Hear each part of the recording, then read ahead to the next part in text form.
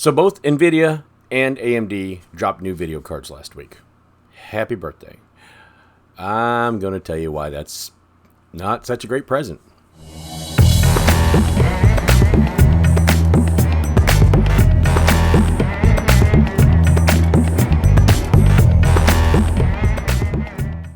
Okay, so NVIDIA puts out the 4060 Ti, runs it at $400.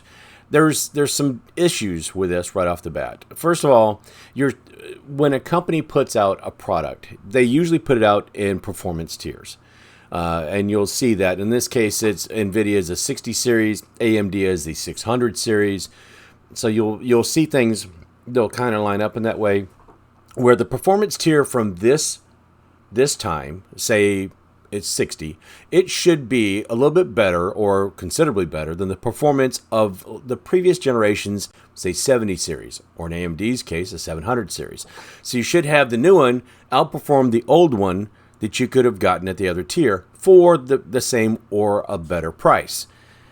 Neither of these things happen in NVIDIA's case, and we'll talk about a few of these, but the main reason I didn't want to do this video, I wasn't going to do this video, but the more reviews I see come out about both of these cards, the more frustrating it is, because I'm an average consumer. I'm like you guys. I'm somebody that might want to go buy one of these cards and is just so turned off by the prospect of either one of these that it's a waste of my money, and I'm not going to do it, not even to try to review, because it would come out of my own pocket. Now, I did recently pick up an Intel Arc A750. $250. I thought it was worth it to get for the channel to kind of review. But in a case like this, RTX 4060 Ti, I already have a 3060 Ti. And in some cases, it does almost as well and maybe even a little bit better. But there's another difference in here that we're going to talk about. And that's the new technology that NVIDIA is putting in. Yes, they've got DLSS 3.0 or 3 or DLSS 3, whatever you want to call it. Artificial intelligence will generate frames in between the normally rendered frames to help with your frame rate. Now, that doesn't mean that your mouse move is going to reflect on the screen right away. So there will be frames in between. So it might feel a little bit laggy. We don't know yet. We don't know how that's going to work. One of the things they did do, though, is they have power efficiency. Yes, okay, we'll give you that. But they have, if you look at a graphics card, typically it has 16 little tabs on the bottom of it. It might have more than that. Some of them might be for power distribution, but you're going to have at least 16, and each one of those is a bus lane. So each one of those carries data across it, and they all shift at the same time. It's called working in parallel. That's why it's a PCI Express. It's a parallel. It moves all that stuff, 16 pieces at a time. It moves it, and it moves it at a specific rate. NVIDIA has decided, and it's not the first time they've done it or the first time AMD or anybody else has done it, instead of using all 16 of those lanes, their PCI 4 is twice as fast as the former generation PCIe 3, so they felt they only needed to use half the lanes. What's the problem with this, you say? Well, the problem is, what if you have an older CPU? And by older, I don't mean like a 4770 or you're trying to rock a first generation Ryzen. I mean like a Ryzen 5600G or a 10th gen Intel CPU. They're only on PCIe 3.0. You're much better off getting an RTX 3060 because the performance on both of those is going to be very close to the same because of the bandwidth and because of the number of lanes that information is being pushed across. AMD's no better, and they can't fault NVIDIA for anything because they did the exact same thing with their RX7600. On top of that, they did something else. Now, both of these cards have 8 gig of video memory.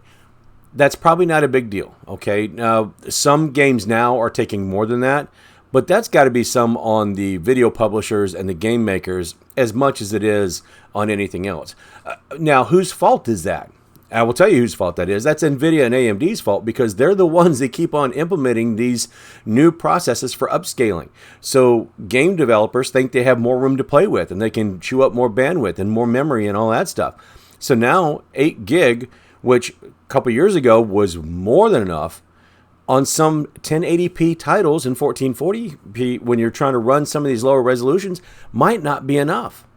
And there are more and more of these games coming out. So we're going to see that struggle.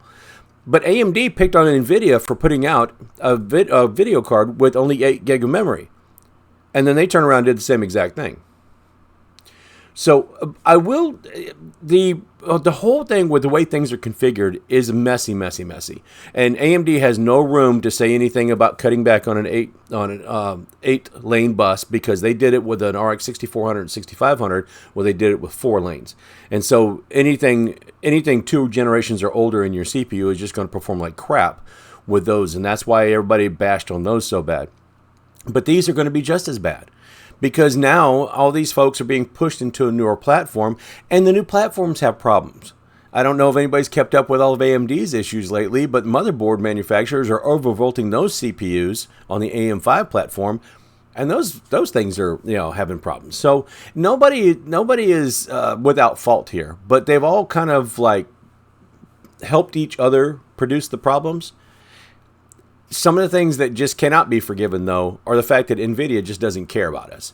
They're going to charge us $400 for this card, although in some cases the performance is exactly the same as a card you can get for $250 to $270, their own product. And then AMD did slash the price. I will give them kudos for slashing the price. However, they turned around and slashed the price on their older generation as well, so you can still get a better card cheaper from either one of these manufacturers previous generation. It's not going to last forever because those will eventually sell out. But by that time, well, then what are you going to do? You've completely cut your own throat. And this isn't the first time AMD's done that either. With AMD's recent 3DX CPUs, they put out the 7950 and the 7900X, both X or both 3D X3D. They put both of those out and held back the 7800X. Now, the 7800X 3D tends to be a better CPU because of the way the infrastructure is on it. Those higher-end CPUs have 2 different chiplets, and they can only put extra memory on one of them. But the 7800X 3D only has 1 chiplet, so it's easier to do with just one than it is to try to do one or the other. And it's a whole, So AMD is not... They're not out of the woods here either. I will give them kudos. I will give them props on dropping the price and reacting, but it was so sloppy. So what do I think you ought to do with either one of these cards? Nothing.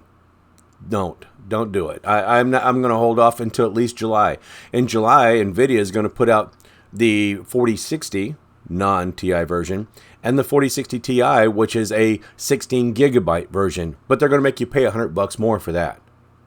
So they act like they're doing you a favor, but in actuality, they're not, because they don't care. And NVIDIA doesn't care. They don't care about gamers at all because their AI division is making all their profit, not their gamers, that's for sure. They haven't concentrated on gamers in a very long time.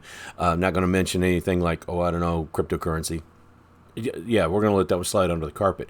In any case, my best bet for you is if you're looking for a GPU and you thought this was going to be it because they're mid-range and they're $300 to $400, either go buy a brand new last generation card, find a used one that's an upper tier, upper tier, like an 800 or an 80 series or 900 or 90 series that you should be able to find for a reasonable price. Or just wait until all this falls in July and see what happens. If nobody buys these cards, they have to react to do something. And besides just not manufacturing, they have to drop a price, they have to do something, or they have to listen to the consumer, or the consumer is just going to stop buying the card. Now, the cards I have are still working pretty well. And the newer cards with a different technology, like that RX 750, that was different enough and cheap enough for me to try out. So you guys can make up your own mind, but like I said, I wasn't going to do this video because it's basically just a rant, but a rant it is, because we're being treated like crap. Nobody cares about the average consumer, the gamer, the person that does it for productivity or streams or anything like that. And they act like they're doing us a favor by releasing this for poor performance at a higher price. Just doesn't make any sense. Anyway, sorry for the rant. I appreciate it. Anybody that watches it and got this far, please don't forget to subscribe and like and all that other stuff. I still have some stuff to do with that RX A750. I'm doing benchmarks and all that stuff to finish that up, to let you guys know how that worked out with the 11400F, an Intel CPU and GPU. I've already got the blog on that up at ThatPaulGuy.tech if you want to a little bit of a taste of it. But anyway, if you don't do anything else, check out the other socials and all that. But just one thing, and I ask you to do this every time, and I might not sound like I'm in the mood to say it, but I always am. Just be good to each other, okay? Be nice, smile, wave, say good morning, something. Hold the door open.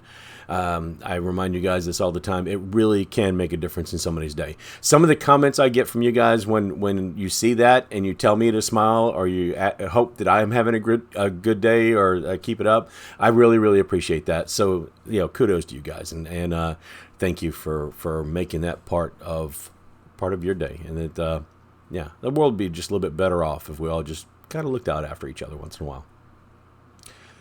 So until I get the benchmarks for Cool Blue, which is the Intel build, Intel CPU, Intel GPU, benchmarks on that coming. Until I get those up, and I'm debating whether to do anything with the camera. Nobody was interested in the unboxing, but I don't even know if anybody's interested in me doing an actual review on this Sony camera. So I might not do it at all. I started on it, might not even finish it, but who knows. That's all I have this time. So you guys take care of each other, and I will see you later.